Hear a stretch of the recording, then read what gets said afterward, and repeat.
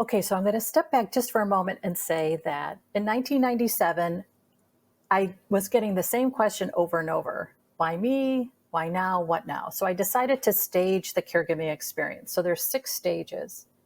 And the transitioning stage, which is the 5th stage, involves 2 transitions. And it's the transition before a caree's death. And that's when we're transitioning from doing to being, which is a very difficult transition to make because you're so used to the doing. I'm going to find another specialist. I'm going to pursue another treatment option. And when that stops, you think, I'm not doing enough. And so it's this idea that being is enough.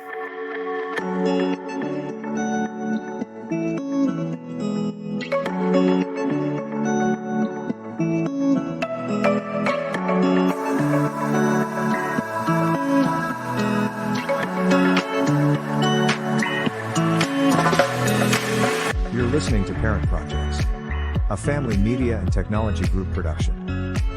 Now here's your host, Tony Siebers. Hey everybody, welcome this week into the Parent Projects podcast. And despite whether your caregiving has an ending of healing or it has an ending of finality, there is a next step. In the morning we wake up, put our pants on, put our shoes on, and there are steps that we've got to take. And that can be difficult to wrap our mind around while we're in the throes of the moment. I'm happy to have Denise Brown in with us today, who's going to talk about what to expect after caregiving, what that looks like, what you might be able to anticipate, and provide us some perspectives and ways to do that in a healthy way. Denise, thanks so much for joining us. Thank you so much, Tony. I'm thrilled and delighted to be here with you today. Well, the topic in which you've committed your life to is one that most of us have honestly probably avoided and would choose to avoid. And want to be away from. Tell me what is it that's drawn you in, and what is that basis that moves you each day to help families understand caretaking and healthy ways to process maybe the backside of caretaking? So 33 years ago, when I was 27, I had a desire to change careers. So I'd only been out in the workforce 5 years. I was writing for trade magazines. I'm a writer, and no one was reading what I was writing, which drove me nuts. So I thought there's got to be something else I can do out there in the world. And interestingly enough, I was looking for a part-time job. I was going to do some freelance writing, and I needed another gig to bring in some money. And I was reading the WAN ads. This was when print publications were all we had. And I was reading the WAN ads, and there was this WAN ad to manage a congregate meal site in a little town along the Delaware River in New Jersey. I was living out east at the time. It was like there was a flashlight that God was holding that he put on this ad. So I applied and I started working with older adults, which led me to work with family caregivers. And I managed a respite care program in this little county in New Jersey, and then worked as an admissions director in a nursing home. So I was talking to family caregivers every day for a period of about 5 years. And I thought, we've got to do more to support these individuals. So I started a small business, and then I started an online community in 1996, which I managed for the next 24 years. And I sold that in March of 2020 to really focus on leadership development and training programs, not only to support those currently in a caregiving situation, but those adjusting to life after caregiving ends. That's a tremendous dedication to such a difficult challenge off of that. What is one of the things that keeps you going when you to keep coming at that? I would imagine one thing we hope to do is to see fewer sad stories off of that, but I would imagine there's the beginning of almost everyone's story has maybe some level of sad story at the front end of that. What keeps you going in this?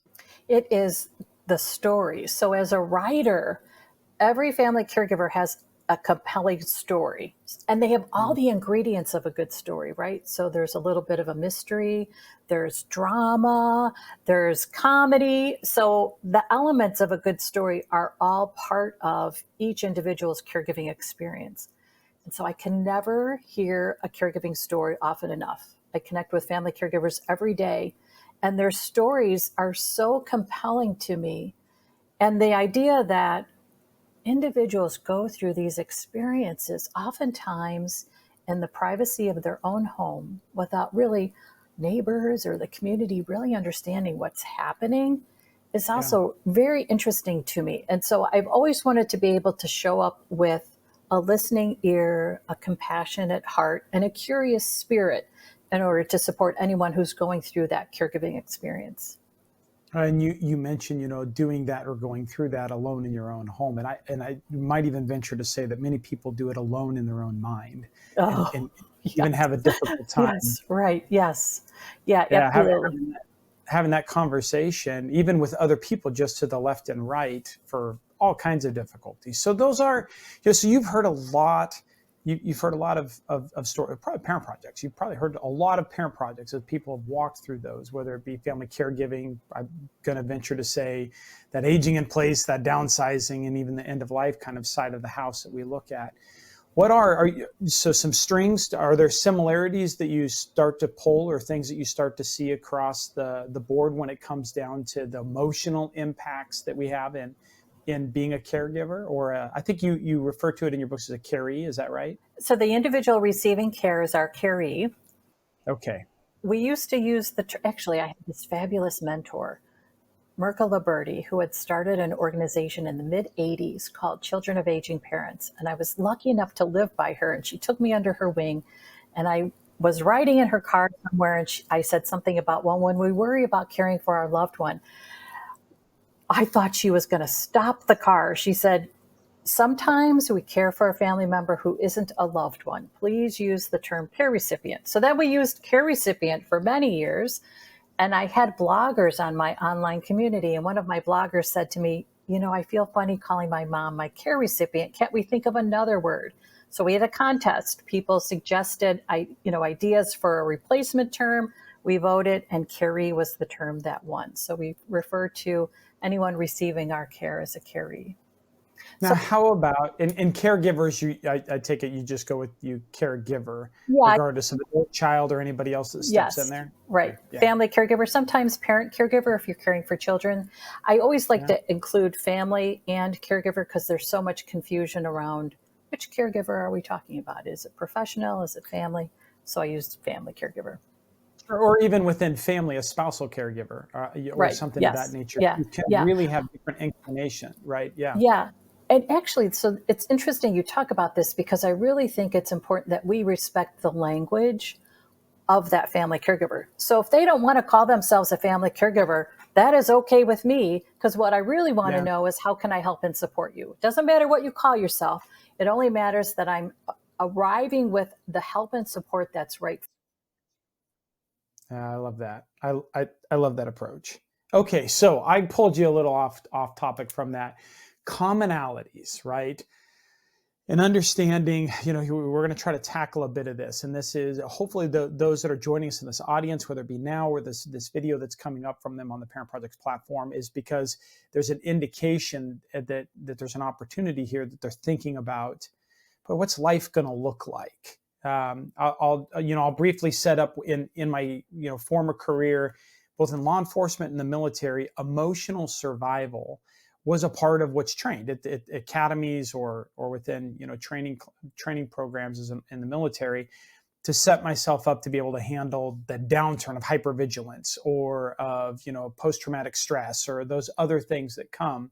And without throwing a label over what we're experiencing, just in general, what are the commonalities of all these parent projects that you've seen? What are some of those commonalities of things that we can expect after caregiving?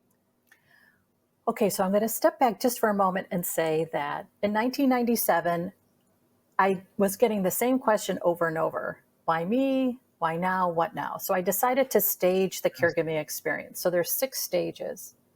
And the transitioning stage, which is the 5th stage, involves 2 transitions. And it's the transition before a caree's death. And that's when we're transitioning from doing to being, which is a very difficult transition to make because you're so used to the doing. I'm going to find another specialist. I'm going to pursue another treatment option. And when that stops, you think, I'm not doing enough. And so it's this idea that being is enough. And then the other transition happens after a caree's death, and that's the transition to this life after caregiving ends. And what's so odd about it is that even though We may expect our care's death to happen. The finality of death is always a shock to us. Yeah. You can't get another moment back. You can't get a repeat on anything that you said or do. It's the final act of life. And I think how we adjust to that is different depending on circumstances, relationships, support. And so I think the theme around adjusting after caregiving ends is that it's personal. It depends on what your experiences have been like. Okay. And you mean experience, both your personal experiences coming into the situation prior to even being a caregiver, along with the layer of what caregiving, maybe the time you were a caregiver, or how long that was, or all the activities that happened in the middle of it. Yes. And what happened when you were caring for a caree, let's say, especially at end of life? Who supported you? Who didn't? What providers were supportive? What system navigation issues did you run into? There can be experiences outside of the family that can be very difficult to figure out. And so in some regards, sometimes you kind of feel robbed. So there are some situations where, for instance, you stepped outside of the room, your caree is obviously actively dying. You step outside the room and your caree dies when you're not in the room. And you think, I got robbed of the final moment. And we know that sometimes individuals have to die alone. It's hard to leave when you're surrounded by love and the people you love. And so oftentimes, in order for us to complete that journey, we do it alone. But it's very difficult if you have been working for years for this moment where you are there to be a part of your caree's last moment and it doesn't happen. Sometimes that's an element that you have to work through and figure out and say, it's okay. You know, the other piece that you were talking about, I think about it as the hypervigilance, right? You know, we are so aware of what could go wrong. And I think we take on this responsibility that I must prevent it. And so we're hypervigilant. So we're there to predict what could wrong, to catch the other shoe that's going to drop. And so at that moment, when a caree is alone at death, we think, oh my gosh, he or she was alone, which is just can feel like a horrible image to us.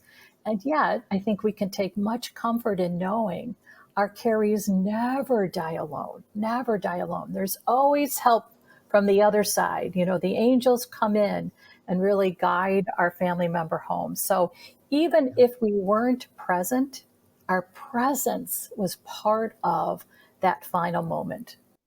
And the natural passing. That is fascinating, especially if you go in and you see other things. I remember years ago somebody talking about how strange it was when a human being chokes. They'll often like walk away from a group, like they'll go wander off to go be alone, to like go fight that thing. And like it seems to be something that's a part of. There's a normal part of that where where our human condition brings us to do that. So you bring that in, and that can provide a lot of relief for that. Okay. A lot of stuff that could go on. Obviously, everybody's going to be different. I think you've set a good tone against the difference between, the life experiences you may have coming into it versus what your experience was there. We're going to take just one quick commercial break. When we come back from that, we're gonna sit down and we're gonna talk about a couple of examples or some ideas of what some of those situations might look like. What would be a common thing to expect off of that, and some ways you can begin to get in front of that. Stay tuned with the Parent Projects podcast and Denise Brown as we talk about what to expect after caregiving, right after this. Sometimes I'd like to smack old age right in the kisser. Ow! I always get the best parking spot. I think she needs a little more help. Monday. What I really need is a boyfriend that can drive at night. I can make a fashion statement out of anything. I will be fabulous. I have a little crush on my pharmacist. With ComForCare at your side, you can live your best life possible. We know families can't be there 24/7, which is why we can help with as much or as little home care as you need. From medication reminders and meal prep to everyday chores and errands, so you can live in your own home on your terms.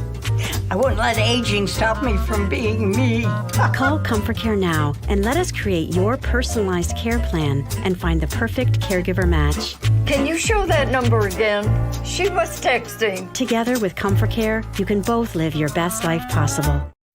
Welcome back to the Parent Projects podcast. And this week, we've got Denise Brown in with us. We're talking about what to expect after caregiving. So Denise, heading into the break, again, thanks so much for joining us this week. Heading into the break, one of the things we talked about is really, there's a lot of complexity to our individual situation. And so there is not going to be a one-size-fits-all answer to work off of any of those things. But there's a couple of principles that, we started touching ahead of that break. We started touching a bit that at the backside of that hypervigilance, when you're trying to make that, that maybe that transition between doing to being, those could be really difficult things that you're heading into because you're making that transition and there may be some remnants of things to deal with and how that went down or being present or not being present. I guess maybe what I want to try to do is just jump in here and think through maybe a couple of the most common experiences that people generally might have after, let's say it's a prolonged caregiving situation. You started leaning in really slow. They were taking care of themselves. You went through that maybe 36 months, 40 months, 4 years or so of just being there that escalated and continued to escalate until finally you've been able to, or the things have closed. You're no longer needed as a caregiver. You are now maybe either in being or they've passed and now you're transitioning in that last transition you talk about. What are some of the things you think we could be most prepared for at that moment? Our body aches. I had heard about this and then I experienced it. And what was interesting is it felt like I had to get through funeral and service for both my parents and actually my brother. My brother died 2 years ago. My mom died a year ago. My dad just died in July, so 3 months ago. And after each death, after I had settled everything as it relates to the service, my body started really aching. And it was my lower back and my muscles. And it was interesting because I just made this very it's a very when I tell you what I figured out, you're going to think, well, that's so simple, but it felt profound to me. So I think in a caregiving experience, we're always dealing with some kind of heartache. So our heart aches during caregiving. And what was interesting is that it felt like it moved itself out of my body through my body aches. And I felt like being gentle with my body was something that was really important to do. And I wish I would have known that a little bit better, especially after my brother died. So we might need to sleep more. We might need to rest more. And it might be difficult to really get back into a sleep pattern that works for us. So during a caregiving experience, sometimes your sleep is disrupted because you're getting up, you're helping, and you're also paying attention to what's happening at night. Right. So you're aware that there's something could happen. So you might not be sleeping through the night for an extended period of time, especially at the end when you're really providing the intensity of end-of-life care. You're dispensing pain meds every 4 hours, so you're not sleeping. So to get into a pattern of being able to sleep can take a little bit of time. I think that was the thing that was so interesting to me is the disruptions took time, and the disruptions actually came through in the body aches. And I felt like once my body started feeling better, I started feeling better. That is fascinating. So I had lower back pain after losing my sister as well, and going through some of those losses. But I thought that was because I'd had a back injury in the military and it had back surgery, and I figured, oh, okay, well that's just where that is. But I also recognize now as I get a little older, I carry stress in my back. I don't know why I do. If I'm stressed, my back's going to ache, and it's just a matter of that.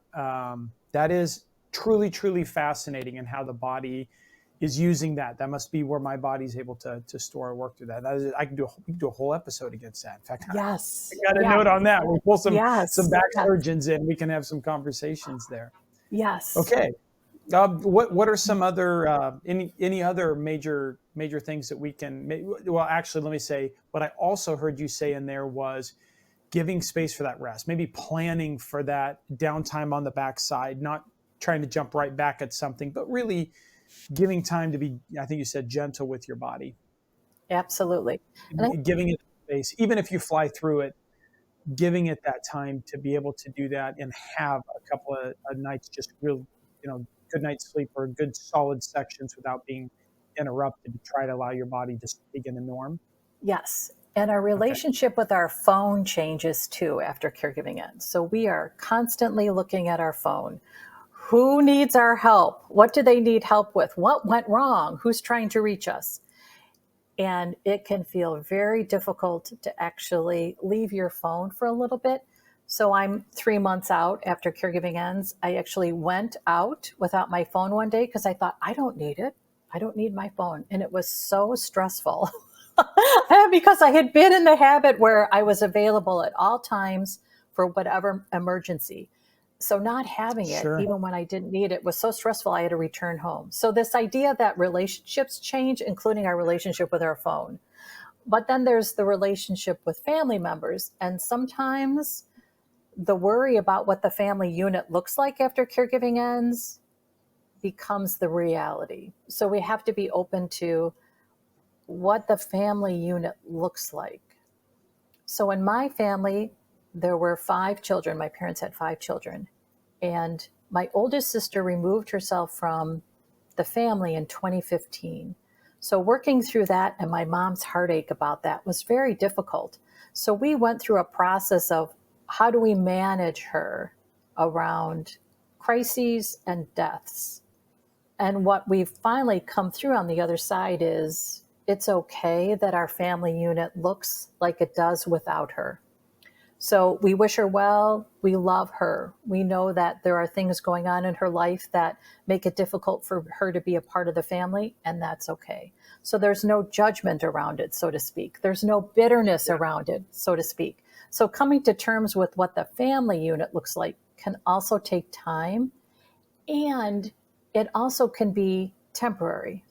So what it looks like today, meaning maybe there is a sibling or another family member that takes a little time away, does not mean that that's permanent. So I always remind myself to keep love in the heart, even if the relationship isn't necessarily a physical one. I don't see her, I don't talk to her, but I keep love in my heart for her. I love that. Years ago, I had an opportunity to have lunch with, to attend a funeral actually, with a friend who was 103, and his little brother at 101 had passed away, and he would come in to our group. They'd go get him and bring him to this luncheon group that we were with, and so they went and got him. And afterwards, everybody went to KFC before they took him back to the home that he was at. Right. It was profound on me because he explained what it was like to know another human being for 100 years. And what you say really touches back off of that. It was an awesome experience that I could get, that God to give me that opportunity to be able to hear that perspective. It changed how I looked at a sibling and at family and the permanency of stuff, because he was explaining how they had lost one of their parents. I can't remember which one when they were younger, but they had gone like a couple of decades. They'd gone decades without talking to each other. And then at the loss of the other family member, at their other parent, things came back together and they knew each other like another 50 years. And like, I didn't even get to know my sister for 50 years. Like that was incredible to be thinking against that in just that context. So it feels, especially when, we hear a lot, I've seen a lot of parent projects where families that things are just really clicking well, the rubber meets the road when they get into that hospice situation and someone describes to them, that poor hospice agent that comes out there talks them through of, if they fall or they break their leg, we're not going to call an ambulance. And we're going to, that whole conversation of finality of, hey, this is where we're going to ride this out. This is the Alamo. And that can cause all kinds of positions to change a lot. And I don't laugh out of, just the experience is probably a release of the stress of knowing what that moment really felt like too. And then hearing a lot of other families go through it.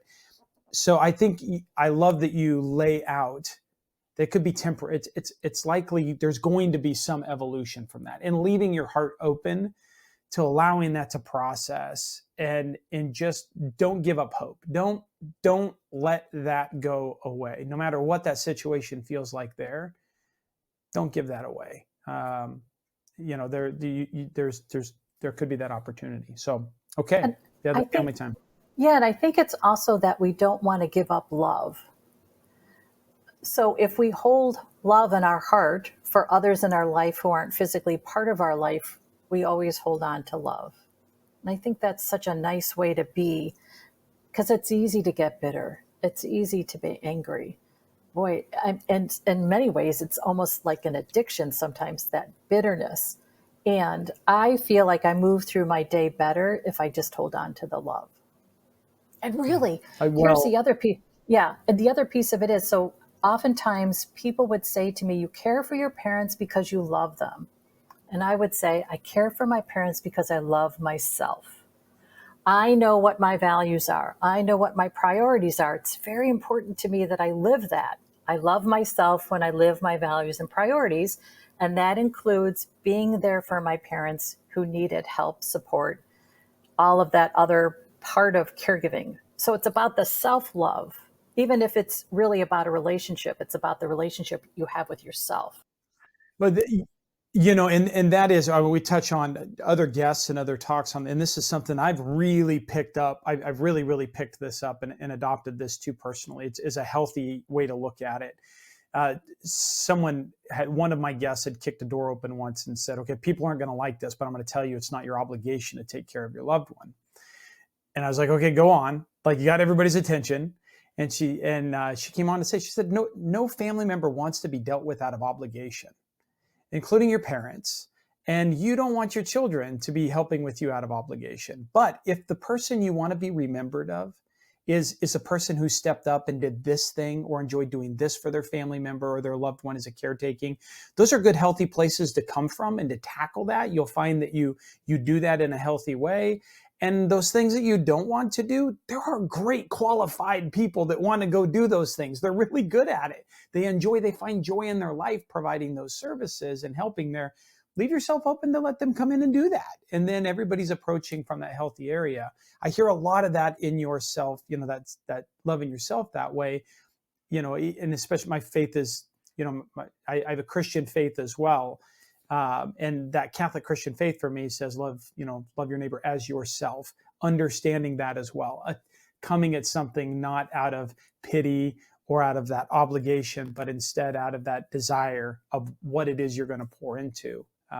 That resonates a lot in being able to set yourself up for a better picture. That said, I have a lot of friends, and I've heard a lot of family members who didn't hear that message as they got through it, or they have a community around them that makes it really difficult for them to practice that and put it into play. The community is just on top of them. This is your obligation. You must do this. This is what you're accountable to. And in those cases, what can you do to start processing some of that at the backside, that responsibility when it gets thrown on you and you struggle off of that? Because that seems to be a very normal struggle that we hear a lot of people with, and probably because it's not a normal thing we're supposed to be. It's just something that we kind of have on us. How can you help us with that? Okay, so there's this fabulous term that I heard that applies to the workplace and it applies in our caregiving experience, and that is illegitimate tasks. So tasks we have to do that are unreasonable and unnecessary. You could say every piece of caregiving includes something like that. Why do I have to keep calling the doctor? Why is it so difficult to work with the discharge planner and hospital discharge day? Part of that is what we deal with every day. There's always something unnecessary. There's always something that we feel like this is just not logical. So I think if we have this idea of, okay, this is totally not fair, and I'm going to be okay with it. It's not fair. And I also think we have to be aware of when we are giving to get. And that can happen sometimes during our caregiving experience. I'm giving help to my parents who were not necessarily great parents, let's say, for instance, because I want to get love from them. I want to get approval from them. And if they haven't before, chances are they're not going to now. right? So we have to be careful about this idea, I'm going to give to get, which is why if we keep it with, okay, what is it that I value? What are my priorities? I'm going to align my actions with that. It can help us stay in a healthier place. And it is important for us to remember we do what we can and let others do the rest. We are not here to do it all. We have to keep a life during a life of caregiving, because our life after caregiving ends is going to require that we have a life. And it's harder to rebuild when you're rebuilding from a negative versus rebuilding from at least an even place. Yeah. Yeah. So I had been thinking about what is it that we're doing after caregiving ends, and it's healing. So what does that mean? So I wanted to create a process that felt easy for people to implement. So it's a 3-step process. You name what hurts. So what hurts today might not hurt tomorrow. So you want to focus on what is hurting me right now. The lack of my mom's company, for instance, or that I'm no longer of service in the way I was during caregiving, or that I feel lonely. So we name what hurts, and then we think about what's a strategy that could help with what hurts. So if I'm missing my mom in this moment, I can think, you know what? I can talk to her. I can put on some jewelry she left me. I can pray to her. I can pray with her. I can be in company with her in a different way, because I want to heal to love. So the 3-step process is you name what hurts, you create a strategy to help that hurt, and then you decide, where do you want to take that? Where do you want to land so that you feel better? To love, to peace, to acceptance, to release, whatever it might be. And what's helpful about the process is you're actually creating this library of strategies, so that when you have a day where you think, gosh, I just hurt and I don't know what to do about it, you can think, well, yesterday I tried this, last Tuesday I tried that. Maybe I'll try that. So you have an option. You know, oftentimes during our caregiving experience, we just endure. We endure insensitivity. We endure not enough sleep. We endure really long days. And I think after caregiving ends, we want to break that habit of enduring. We no longer have to endure what's painful and difficult. We can release ourselves to find what will help me feel better. I deserve to feel better. Brilliant. And I got to tell you, I mean, a big piece of where we were going to go, and maybe we'll just even tap that onto here, tag that onto here, would be a holiday process of stuff. But that strategy you just laid out is just phenomenal at that. So maybe we could just tag on that conversation really, give it a moment here. That first birthday, that first Christmas, the first Thanksgiving, those things that come around. I hear in your strategy, in naming that hurt, understanding then building the strategy to get through that moment, and then understanding where you want to land is very much how a lot of therapists would work with somebody to accept where you're at in the moment. It's based off of a real situation. Challenge what those ideas are, what you know, what you don't know about it, and develop your solution off of all that, and then take accountability and know where you're going to go and move. I hear a great truth in what you're saying for that. When we start coming into a holiday period, or when there's that extra kind of layer of missing somebody, of longing, and those things, or nostalgia touches in, right? Those things come. What could we do here to kind of help us work through some of those in particular? There's a couple things. And I think we're spending the holidays with others. And we might have this expectation of how I feel about the holiday is how my sister feels. And it's important to remember that everybody has their own process and their own experiences. And everybody grieves a little differently. So for instance, last Christmas, my mom and my brother had already died. My dad was alive, but he tested positive for COVID on Christmas Eve. So it wasn't necessarily a great holiday. I was at my sister's house on Christmas Eve, and she could not get herself together. So dinner was a couple hours late.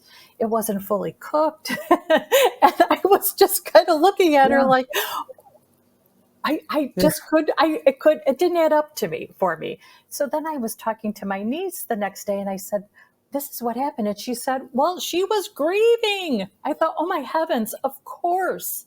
Of Right. course. So grief also doesn't necessarily present itself in tears in a way that we say, oh, that's grief. It could show up in very different ways. And it's going to show up for us in different ways too. So we have to be aware that maybe my short temper is because I'm grieving. I'm mad. I'm mad that this is what the holidays look like. Maybe my sister not be able to get the dinner on the table fully cooked and on time is because she just couldn't be in that holiday. She didn't want to be in the holiday without my mom. She just didn't want it. And I just didn't get it. And so we can be compassionate with ourselves and with others when we feel like just feeling off. Well, it's the grief, it's the missing, it's the ache. It's what we're aching.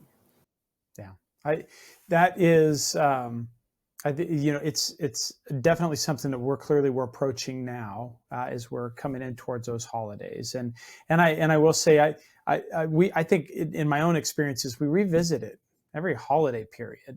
And it aches less. Things ache a little bit less as you work through that, but they manifest in different ways. You can see it manifest from different family members in different ways there. And so I love that advice of not, understanding in ourselves and getting ourselves a break for what that is. We still have accountability, and we have to make sure that we're challenging that and accepting that where that is. But then before we act, making sure we know where that's at. But then making space for other people where they're at there to be able to handle that with a level of empathy, because it manifests so differently in so many different people. Back to your original point. It looks so different for all of us based on where we came in. Amazing. I have 5 children, and today they all have generally, they're so different and individually. They have a very similar lifestyle. I can't imagine when they're going to seat out and they're going to go 5 different places for 30 years, and then they're going to come back together and they're going to have to make some really difficult decisions or be around and have to advise and come from all that after living this life off. And sure, they started in a path that was somewhat similar, but they were already different people. So leaving space for all of that personality plus life experience and other things that's going to look different from everyone, probably also a great opportunity to draw some value off of sibling at that point in time, and maybe how they might have dealt or seen somebody else deal with it, or maybe find a different type of relationship to help change that up when you go through. Yeah. And I also think there's times when we're just not going to love being in a room with our siblings, and that's okay. It's a temporary moment. And in that moment, we can wish them well. And then we're going to find our love for them again. And that helps. I think what we're trying to do, especially during the holidays, is not add to the drama. And if we can look at this as this is what it is right now, this is our temporary holiday, making adjustments, for instance, for how often and where you get together and what you provide in terms of food and other times of rituals, whether or not you're ready to decorate the house or not. It's temporary. It's this holiday season. This is what I can do. This is how I feel. And then to communicate that with others. I think we have this idea that people can read our minds, and they can't. So rather than leaving people guess, why is she doing that? She never did that last year or the year before. We can instead tell people, this holiday season, I'm feeling more exhausted than I thought, and this is what I can do. What works for you guys? Having a conversation about it and trying to take out the judgment about what someone else decides or can do. So for instance, my sister-in-law, my brother's wife, my brother who died, she cannot celebrate the holidays with us. It's too hard for her to be on that holiday with us. So instead we celebrate with her in other ways, and that works. We always ask her, what can you do? What would you like us to do? And then we respect wherever she is and whatever works for her. And that makes us feel good because we know how to support her. I think if others understand how to support you, they can actually then support you in a way that feels better. And there's a good understanding, and I can just capture it in your words, in your actions, and what you're conveying here too. There's that hope that too, when you make that room for that to make incremental steps, to incremental healthy steps, it can be different tomorrow. You can go in there. Suspending a year of how that looked before. You don't have to figure out the new dynamic this year. It doesn't have to be done right away off of all of that. And it likely is not going to be the way that it's always going to be for the next 30 years based on that one. They're giving it that time to just take that pressure off yourself of having to throw that on there and give that that space to yourself and to your family to be able to grieve or to work through that. That's great advice. Great advice. And it could be that you felt like you could go to a function, and then you got there, and an hour later you think, I can't. And I always think it's helpful to have an exit strategy. And it could be an exit strategy that gives you a couple minutes, and we know that the bathroom is a great exit strategy. Oh, excuse me, I'll be right back. And you can go into the bathroom and have a few tears or whatever it is that helps you, take a few deep breaths or whatever it is that makes you feel like, okay, I'm okay. And then it could be an exit strategy where you just have to go home, and that's okay. You can tell your hosts, I'm so glad I was able to join you tonight. It's time for me to go. I'll touch base with you tomorrow. I hope everybody has a great time tonight. And that's all. We don't have to apologize. We don't have to ask for approval. Is everybody okay if I go? We can just decide it's time for me to go. And be grateful and gracious to your hosts, and then be on your way. Well said. I don't know. You could actually even tie a bow right across a conversation. I thought that was absolutely brilliant. Way to bring her home.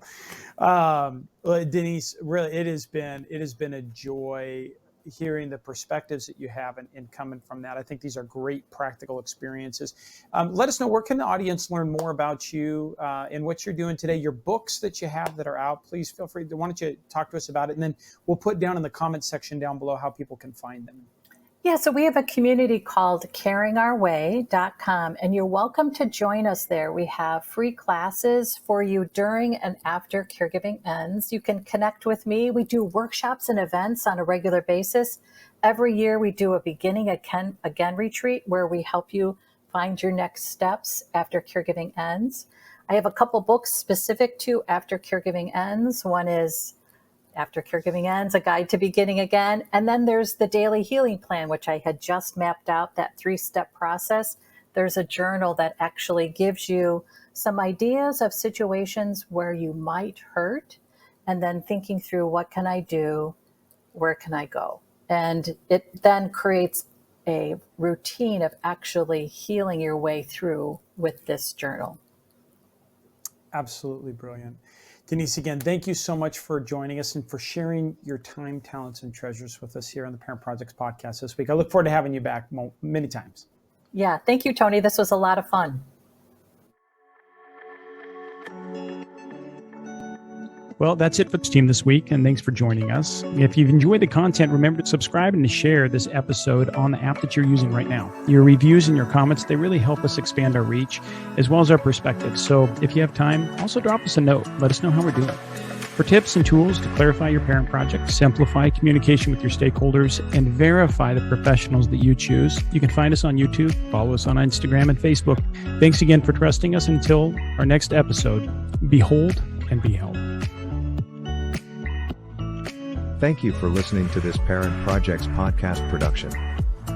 To access our show notes, resources, or forums, join us on your favorite social media platform or go to parentprojects.com. This show is for informational and educational purposes only. Before making any decisions, consult a professional credentialed in your local area. This show is copyrighted by Family Media and Technology Group Incorporated and Parent Projects LLC. Written permissions must be granted before syndication or rebroadcast.